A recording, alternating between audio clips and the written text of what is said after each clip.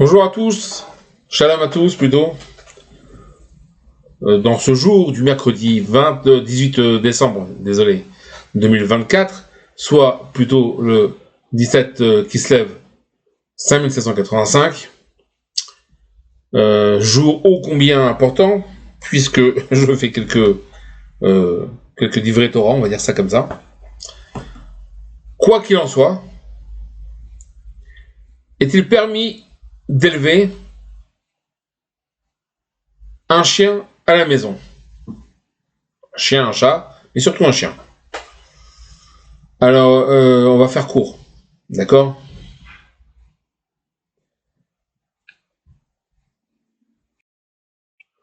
Où j'en étais-je? Alors, oui. Alors, évidemment, la Gemara et les décisionnaires de tout temps indiquent donc qu'il est interdit d'élever un chien chez soi. Pourquoi? Parce que la seule possibilité qu'il y avait en tout cas à l'époque, et qui aujourd'hui perdure, c'est qu'un chien est un chien de garde. Donc il devait vivre à l'extérieur, dans la cour, ou dans le jardin, etc., pour garder les alentours. À ce moment, on doit toujours s'en charger, d'accord, pour donner à manger, pour ci, pour cela, puisqu'il est dans notre réchoute, et il est dans nos mains, quoi. Mais il n'y a jamais eu de permission d'avoir un chien à la maison. Parce qu'un chien à la maison, c'est pas un chien de garde. Un chien de garde, normalement, il est assez méchant. Alors, un chien à la maison, est-ce que c'est possible? Certains rabbinim, pas des décisionnaires, certains rabbinim américains, puisque les Américains, les Juifs américains, les Haridim et les orthodoxes et les Juifs religieux sionistes ont importé donc la psychologie, la psychiatrie américaine et l'ont introduit dans le monde religieux, ce qu'il n'y avait pas avant. Et donc vous avez des rabbinim qui sont aujourd'hui coaching, qui sont aujourd'hui psychologues, etc. Et on peut se poser la question qui est la suivante, mais si un rave prend la psychologie ou la psychiatrie pour aider quelqu'un qui en a besoin, pourquoi est-il rave? La Torah ne doit-elle pas répondre à tous les besoins? Bizarre. Dans tous les cas, c'est même genre de juifs américains ou anglo-saxons ont permis, certains rabbins, de prendre chez soi un chien et de l'élever pour pallier au manque affectif ou à des perturbations psychologiques. On va dire ça comme ça. Donc, ceux qui ont un manque affectif, n'allez surtout pas aider d'autres juifs qui en ont besoin, des vieux, des jeunes, des femmes, des hommes, l'homme échané, des enfants, des adultes. Non. Par contre, allez ramasser avec un petit sac les besoins de votre chien. Ça, c'est fabuleux. Extraordinaire. Ça, c'est du chesed, Ça, Geulut Chassadim, ça, c'est faire des mitzvot, ça. Alors voilà où on en est aujourd'hui. Plus sérieusement, qu'est-ce que le chien? Le chien est considéré comme un animal qui est chatsouf, donc il n'a pas il n'est pas timide, quoi, c'est le contraire. Mais à part ça, c'est marqué dans la Gemara Sota, dans la Mishnah même Sota, même tête, c'est marqué à la fin, à l'époque donc de Aikve Mashiach, c'est-à-dire la fin des temps, lorsque Mashiach doit se dévoiler, Mashiach ben David doit se dévoiler, à ce moment-là, Chuspa Itzge, Ubne Ador, Kepne Akelev. Il y a l'effronterie va exploser, dans le monde, et le visage de la génération est comme le visage du chien. Pourquoi ? Parce que le chien est effronté.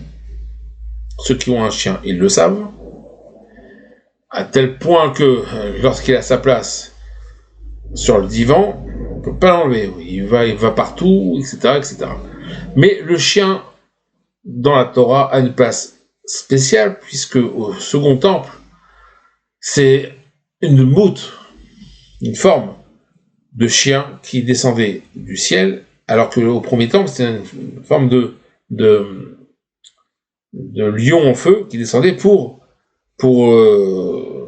brûler le corban, le sacrifice. Et ce qui est incroyable, c'est que donc le deuxième temple, c'était un chien, malheureusement. Il y a beaucoup de choses en fait. Et le chien est un vecteur de l'impureté. Ce qui pose un problème, puisque si on fait des brachot à côté d'un chien, ou même d'un chat, on fait des brachot, on fait des prières, des tfilotes, etc., au lieu que ça monte, cet animal qui est impur, en fait tout animal impur, mais surtout eux, donc capte la sainteté et s'en alimente, au lieu que la sainteté monte. Les étincelles de sainteté, plutôt. Quoi qu'il en soit. Donc le chien, je veux dire, à ce moment-là, on peut pas être à la maison. C'est un vecteur d'impureté. Pas pour ça qu'il faut le... Mais dans tous les cas, c'est un vecteur d'impureté. Alors, on a vu au niveau du second Beth Amikdash, le second temple. Mais non, il y a autre chose. Il y a dans le Shvar Ruach HaKodesh du Harizal, il a remarqué que un juif qui va avec une goya, c'est un chien qui va l'accompagner au Gehinom. On peut pas dire enfer et paradis, c'est complètement cateau, c'est insupportable, d'accord, puisque l'enfer c'est pour entrer au Gan Eden, le Gehinom c'est pour entrer au Gan Eden, au paradis, on va dire comme ça. Ce qui n'est pas un paradis physique, hein, évidemment.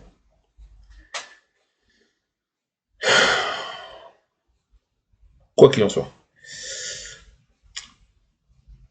Donc c'est un chien qui va l'amener au paradis. Ça veut dire quoi ? Ça veut dire que l'impureté d'une femme non juive est nida, qu'elles sont considérées comme nida, c'est cette impureté-là qui va lancer le juif dans le guide. Bon, il y a évidemment des possibilités pour résoudre ce problème, mais le fait que ce soit un chien, considéré comme un chien, c'est que le chien est Néeman. Le chien est totalement dispo à l'homme. C'est le meilleur ami de l'homme. C'est pas son frère, c'est pas ses amis, c'est un chien. Et ce chien-là, donc, est un capteur d'impureté, comme on l'a dit, à tel point que le Ben Ishraï, dans son livre Ben Yehoyada, sur le traité Moed Katan, rapporte une chose incroyable, ça fait plus de 100 ans. Pourquoi les chiens, souvent, mâchent des souliers ou des chaussures, souliers, je parle en 1900, des chaussures. Comment ça c'est ? Il mâche tout, un chien, ça va. Mais souvent les chaussures. Alors, dans le monde européen, américain, dans le monde de Esav, c'est mignon, c'est affectif.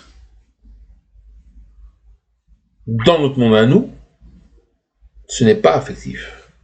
Comme le dit donc le Ben Ishraï, Rabbi Yosef Chaim Bagdad, qui est décédé en 1909, ce qu'on fait légèrement un contemporain, plus ou moins, il rapporte que vu que le chien est un vecteur de l'impureté et des forces nuisibles, à ce moment-là, il mâche et essaye de détruire la chaussure. Mais pourquoi? Parce que la chaussure protège le pied. Mais de quoi? Protège le pied des scorpions, protège ou d'autres animaux nuisibles, protège le pied d'objets nuisibles. Bon, ok. Non, c'est à part ça. Non. Il protège de l'impureté. Quelle impureté? Il n'y a que des impuretés ou quoi? Non, il n'y a pas que ça. Mais on est là pour élever les impuretés, pour les réparer. Alors, quelle impureté? La première impureté qu'il y a eu avant la faute d'Adam Arishon, c'est pas vraiment une impureté, c'est-à-dire que c'est devenu une impureté. C'est lorsque la terre a reçu donc c'est avec la faute d'Adam Arishon, a reçu donc la malédiction, une malédiction de la terre elle-même. Cette malédiction-là, donc, a généré une impureté dans la terre. D'où la halakha, la loi juive, qui est claire. Il est interdit de se promener pieds nus, de marcher pieds nus. Il faut toujours avoir quelque chose. Alors on peut dire si le sol est carrelé ou pas. Alors il y en a qui permettent pas, parce que c'est pas exactement sur la terre, mais directement sur la terre, il est clair que non. Bon. Sur la terre, sur le sable, etc. Cette impureté-là, donc, de la terre, est captée, donc, par les pieds. Et il y a des sodotes, des secrets incroyables, parce que les pieds, dont le haïkev, le talon, pas celui d'Achille, hein, évidemment, mais le talon du Mashiach. Vous avez vu que les Grecs pompaient sur nous, comme toujours d'ailleurs. C'est connu, puisqu'on connaît très bien que dans Cédar Doroth, il est rappelé que Aristote est arrivé, c'est Aristote, ouais, c'est bien ça. Aristote est arrivé donc à Jérusalem avec le petit là, comment il s'appelle, celui qui a conquis une grande partie du monde, notre cher ami Alexandre. Et Alexandre qui n'a pas fait de mal, théoriquement, en tout cas aux Juifs, en tout cas aux Juifs de Jérusalem, de Yerushalayim. Et donc Aristote l'accompagnait. Il est arrivé dans la bibliothèque du roi Salomon, du moins ce qu'il en restait, et a pris donc certaines œuvres, certains manuscrits du roi Salomon, et les a piqués, et en a mis certains dans ses œuvres à lui. Bon, quoi qu'il en soit, le nian, c'est que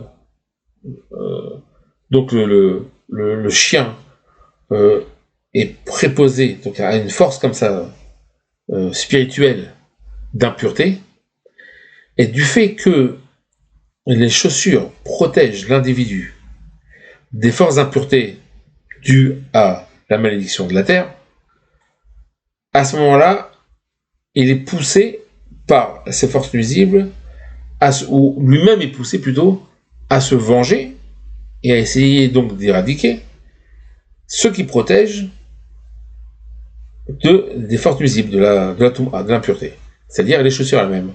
D'où le fait qu'il mâche ses chaussures et les massacre. Voilà.